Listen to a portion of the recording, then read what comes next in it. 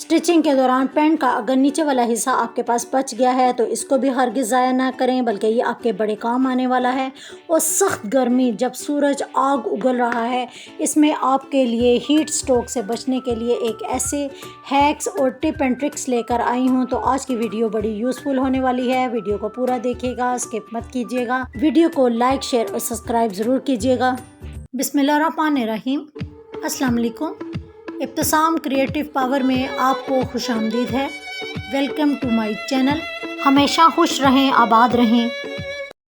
Waste sofa cover के जो pieces थे वो मेरे पास बचे हुए थे, तो उसमें कुल सेल्फ प्रिंट का एक पीस था जिसकी मैंने लंबाई की कटिंग कुछ इस तरीके से की है कि 4 इंचेस इसकी चौड़ाई है।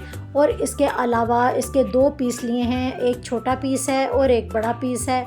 तो सबसे पहले हम छोटे पीस की पैमाइश करते हैं। तो इसकी पैमाइश कुछ 18 इंचेस के करीब है और बड़ा जो पीस हमने लिया है ऊपर की तरफ, उसकी चौड़ाई भी 4 इंचेस है, लेकिन इसकी लंबाई 25 इंचेस है।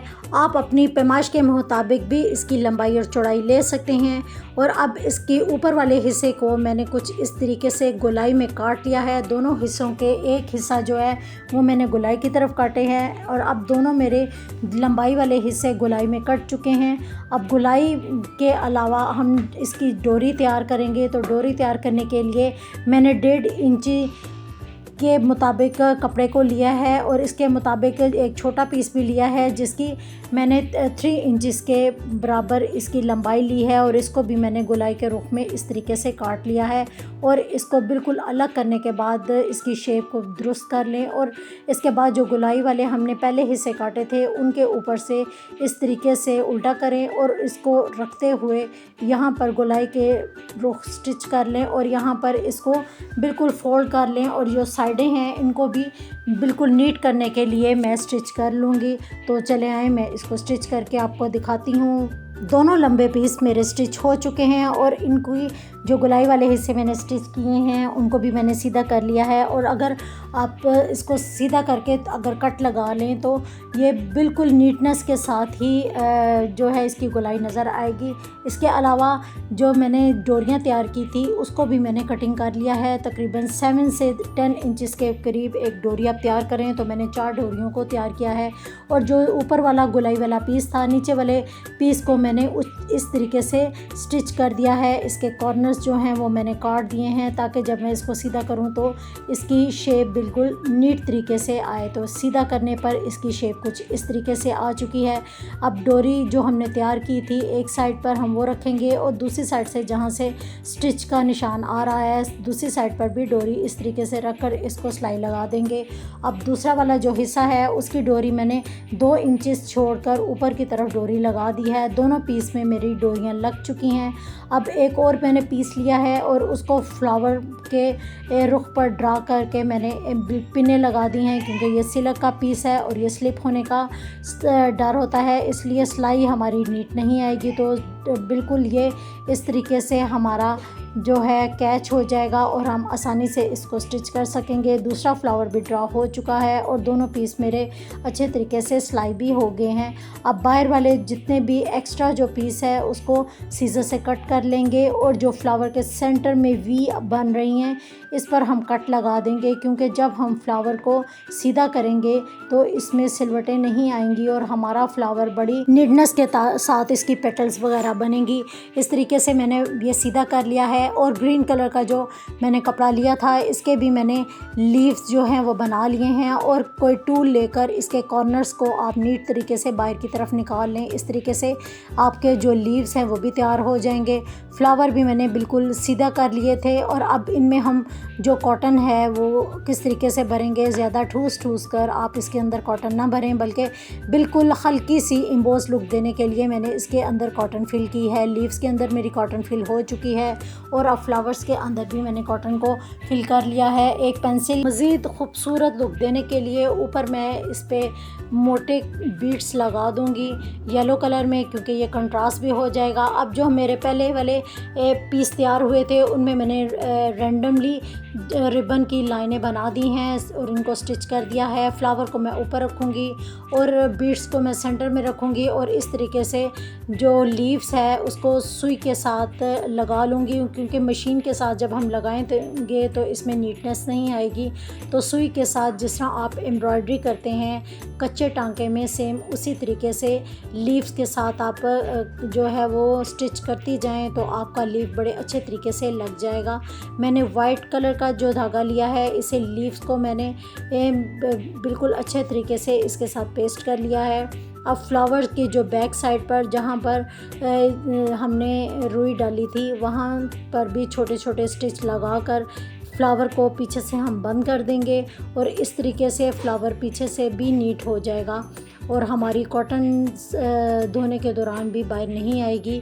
सेंटर से थोड़ा दबा दें ताकि कॉटन इसकी साइडों पर चली जाए। अब हम इसका फ्लावर इस सेंटर में अरेंज करेंगे और इसके ऊपर हम बीड को लगा देंगे। आप अपनी मर्ज़ी से लीव्स को कम या ज़्यादा कर सकती हैं और मैं अपने उन बहन भाइयों से रिक्वेस्ट करना चाहती हूँ जो मेरी वीडियो तो देखते हैं लेकिन सब्सक्राइब नहीं करते, तो प्लीज़ आपसे रिक्वेस्ट है कि जब भी आप मेरी वीडियो वॉच करें तो इसको सब्सक्राइब भी करें, क्योंकि मेरे चैनल पर मेरे उन बहन भाइयों की तादाद ज़्यादा है जिन्होंने अभी तक मेरे चैनल को सब्सक्राइब नहीं किया। तो ये मेरा हक़ है जो कि हम आपसे मांगते हैं।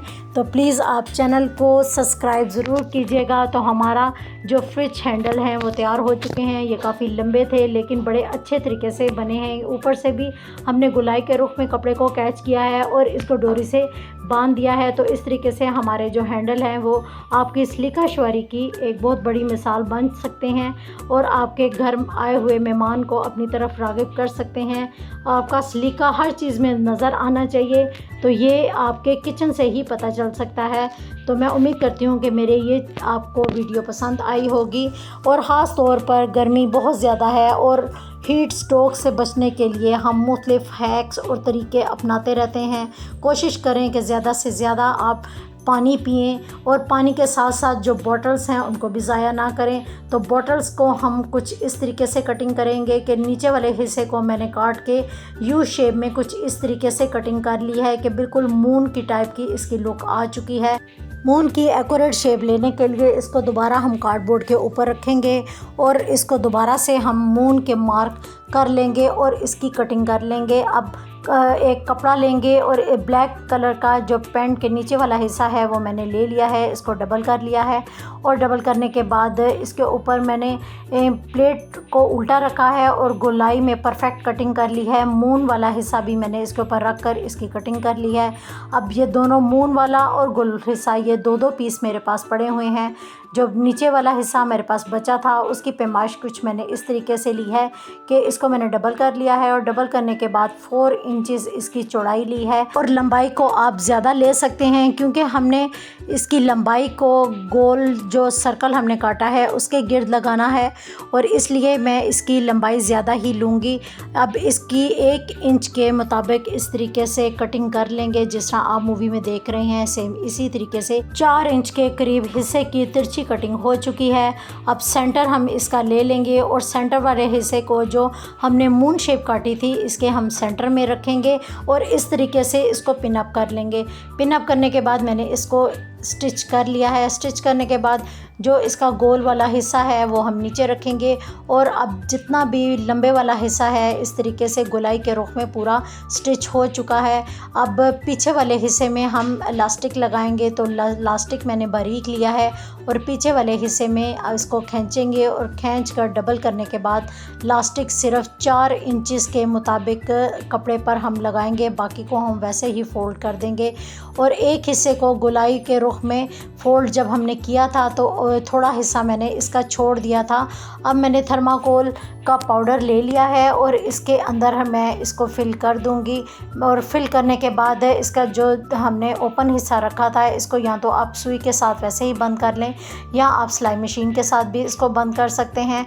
तो आप देख सकते हैं कि हमारा ज़बरदस्त सा हीट स्ट्रोक से बचने के लिए हमारा हेड तैयार हो चुका है।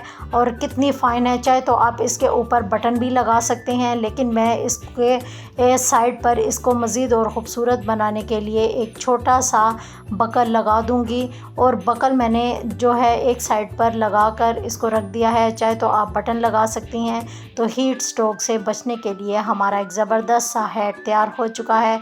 जब भी आप गर्मी में जाएं तो अपने बच्चों को लाजमी ये हेड यूज़ करवाएं। इससे ये होगा कि आप वो गर्मी से भी बचे रहेंगे और इसके अलावा धूप भी उनके चेहरे पर असरअंदाज नहीं होगी। उम्मीद करती हूँ कि मेरी वीडियो आपको पसंद आई होगी, तो दुआ में ज़रूर याद रखिएगा। अल्लाह हाफ़िज़।